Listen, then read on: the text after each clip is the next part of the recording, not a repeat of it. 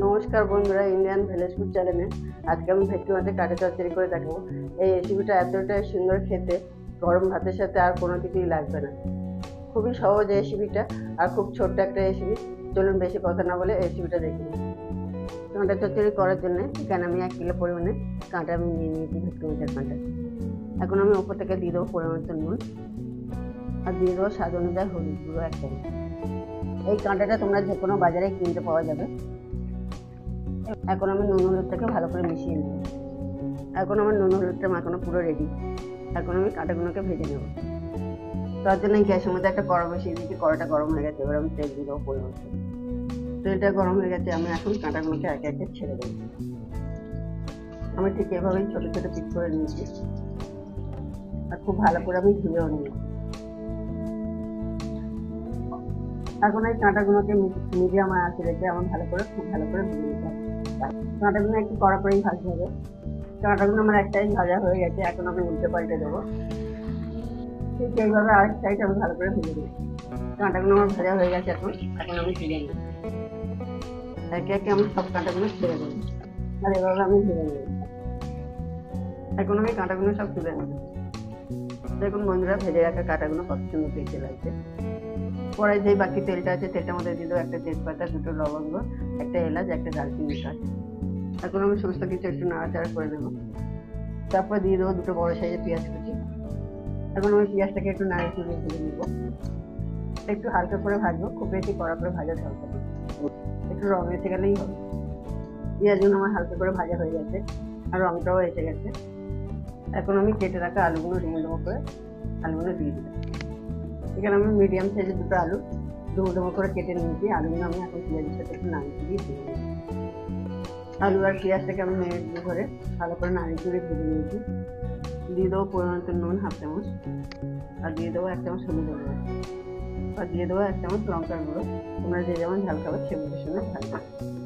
আর দিয়ে দেবো 1/2 চামচ জিরের গুঁড়ো আর দিয়ে দেবো 1/2 চামচ ধনের গুঁড়ো আর দিয়ে দেবো ওপর থেকে আদা বাটা 2 চামচ আর রসুন বাটা দিয়ে দেবো 2 চামচ আর দিয়ে দেবো ওপর থেকে 3টে কাঁচা লঙ্কা ফাটানো আর দিয়ে দিচ্ছি একটা বড় সাইজের কুচানো টমেটো।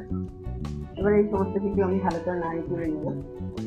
আলু, পেঁয়াজ, টমেটো গুলো আমি ভালো করে মশলার সাথে কষিয়ে নেব। ঠিক এভাবে আমি 2 মিনিট ধরে নাড়াচাড়া করে নেব যাতে টমেটোগুলো নরম হয়ে যায় আর মশলাগুলো থেকে কাঁচা গন্ধটাও কেটে যাবে। প্রায় 2-3 মিনিট ধরে আমি নাড়িয়ে তুলে ভালো করে কষিয়ে নিয়েছি আর টমেটোগুলোও গলে গেছে। এখন আমি দিয়ে দেবো ওপর থেকে সামান্য পরিমাণে জলটাকে দিয়ে মশলাগুলোকে আবার নাড়িয়ে তুলে ভালো করে কষিয়ে নিই। প্রায় এভাবে 2-3 মিনিট ধরে ভালো করে কষিয়ে নিতে হবে যতক্ষণ না মশলাগুলোর সাথে ভালো করে তেল না ছাড়ে। আর গ্যাসের আঁচটাকে মিডিয়ামে রাখার চেষ্টা করবো। বেশ কিছুক্ষণ কষানোর পরে মশলাটাকে তেল চপচপ করছে। এখন আমি দিয়ে দেবো ওপর থেকে পরিমাণ জলটাকে দিয়ে আমি ভালো করে নাড়িয়ে চড়িয়ে দেবো আর জলটাকে এবারে আমি ফুটতে টাইম দেবো। প্রায় 2-3 মিনিট পরে জলটা ভালো মতন ফুটে গেছে, আমি এবার নাড়িয়ে চড়িয়ে দেবো। আমি এখন ভেজে রাখা কাঁটাগুলোকে একে একে দিয়ে দেবো।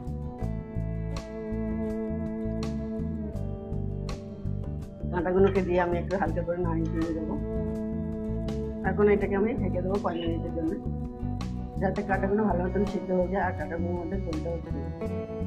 ঠিক ঘড়ি ধরে 5 মিনিট আমি এভাবেই রান্না করবো। 5 মিনিট পরে আবার আমি ঢাকাটা খুলবো। এখন একটু নাড়িয়ে চড়িয়ে দেবো। ঝোলটা একদম আমার কমে গেছে আর কাঁটাগুলো আগে থেকে অনেকটা ফুলে গেছে। এখন আমার কাঁটার রেসিপিটা তৈরি। এখন আমি দিয়ে দেবো ওপর থেকে গরম মশলা। গরম মশলাটাকে দিয়ে ভালো করে নাড়িয়ে চড়িয়ে নেবো। তোমরা যারা আমার এই চ্যানেলটাকে দেখছো তারা আমার চ্যানেল সাবস্ক্রাইব করুন, কমেন্ট করুন, লাইক করুন আর বেশি বেশি করে শেয়ার করুন। ছাই গরম মশলা দেওয়ার পরে এবার দিয়ে দেবো ওপর থেকে ধনে পাতা কুচি। এখন আমার ভেটকি মাছের কাঁচা তরকারিটা রেডি। এখন আমি লাগিয়ে দিই। দেখতে পাচ্ছি বন্ধুরা, ভেটকি মাছের কাঁচা তরকারিটা হয়ে গেছে লাল লাল ঝাল ঝাল আর দেখতে যত সুন্দর খেতে তত মজাদার। আর একবার খেলে আমি চাটতে বাধ্য হবে।